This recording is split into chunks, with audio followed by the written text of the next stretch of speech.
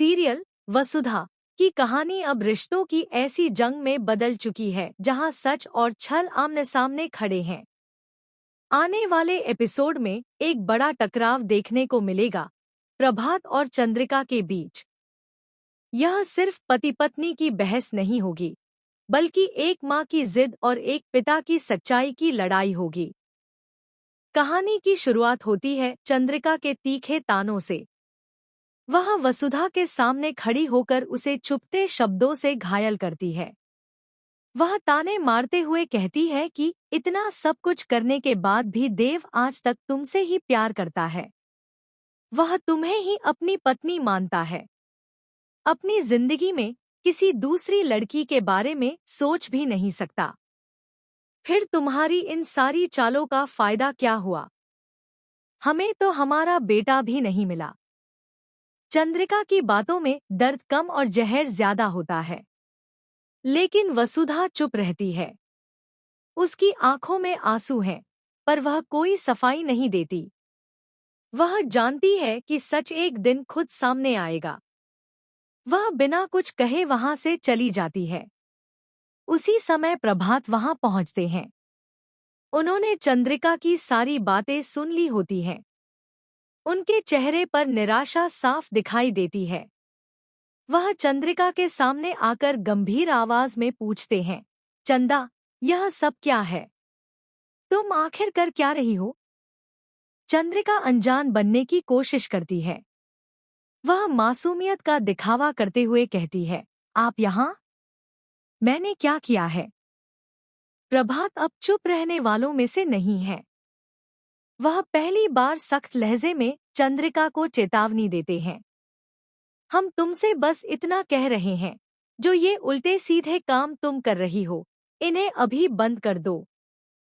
जिस दिन देव को सच पता चला, जिस दिन उसे पता चलेगा कि उसकी अपनी माँ ने ही उसकी पत्नी को उससे दूर किया, जिस माँ पर वह आंख बंद करके भरोसा करता है, वही उसकी खुशियाँ छीनने की वजह बनी, उस दिन देव टूट जाएगा। और हो सकता है वह तुमसे ही दूर हो जाए। यह सुनकर भी चंद्रिका का दिल नहीं पिघलता। वह अपने फैसले को सही ठहराते हुए कहती है, हमने कुछ गलत नहीं किया। वसुधा ने अपनी शादी की बात हमसे छुपाई थी। वह क्या सही था? हम एक माँ हैं, और माँ कभी गलत नहीं हो सकती।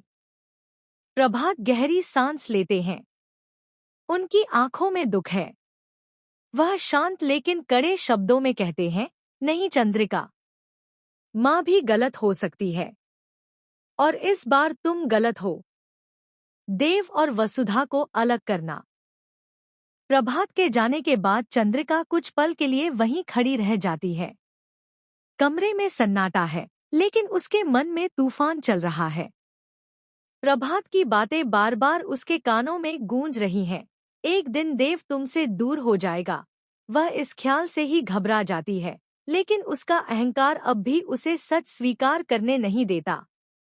उधर देव, जो पहले ही वसुधा से दूर रहकर बेचैन है, अपनी माँ के व्यवहार में आए बदलाव को नोटिस करने लगता है। उसे महसूस होता है कि घर में कुछ ऐसा चल रहा है जो उससे छुपाया जा रहा है।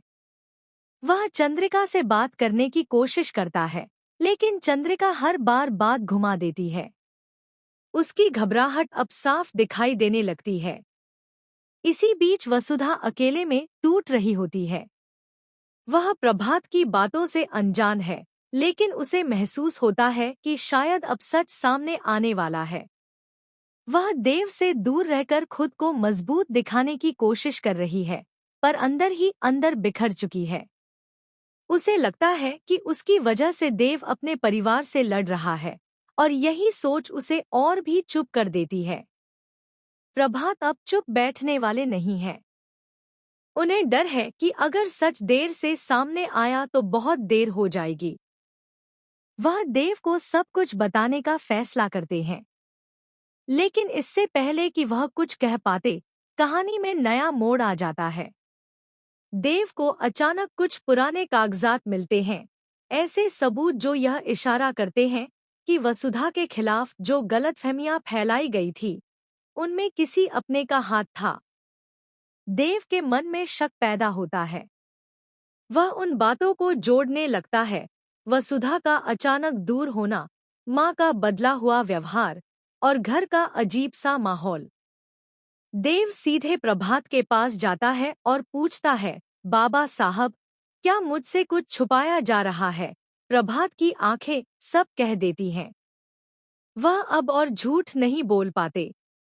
वह देव को सच्चाई बताने का फैसला कर लेते हैं।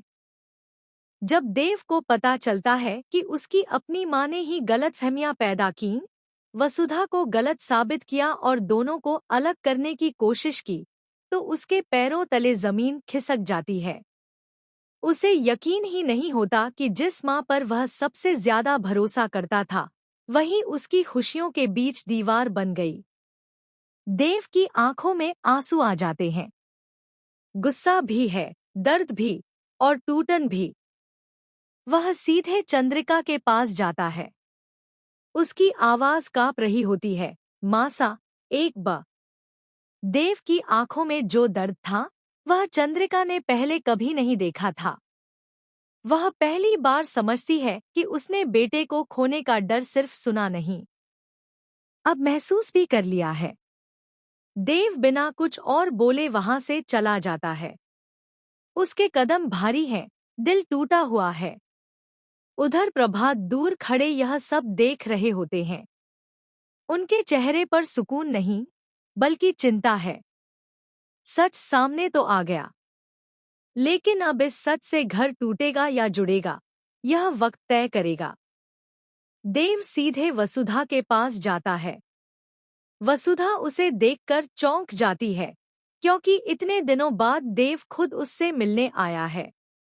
देव की आंखें लाल हैं, आवाज भारी है। वह कुछ पल तक कुछ बोल ही नहीं पाता। फिर धीरे से कहता है, तुम सही थी और मैं गलत था। वसुधा कुछ समझ नहीं पाती। देव उसे सब सच बता देता है, कैसे उसकी माँ ने गलतफहमियां पैदा कीं, कैसे उसे यकीन दिलाया गया कि वसुधा ने उसे धोखा दिया है, और कैसे वह अपने ही प्यार पर भरोसा नहीं कर पाया। यह सुनकर वसुधा की आंखों से आंसू बहने लगते हैं, लेकिन वह देव को दोष नहीं देती। वह सिर्फ इतना कहती है, मुझे दुख तुमसे दूर होने का था, गुस्सा कभी नहीं। यह सुनकर देव टूट जाता है। वह पहली बार खुलकर रोता है। वह मान लेता है कि उसने अपने प्यार पर शक करके सबसे बड़ी गलती की। लेकिन कहानी यहीं आसान नहीं होने वाली।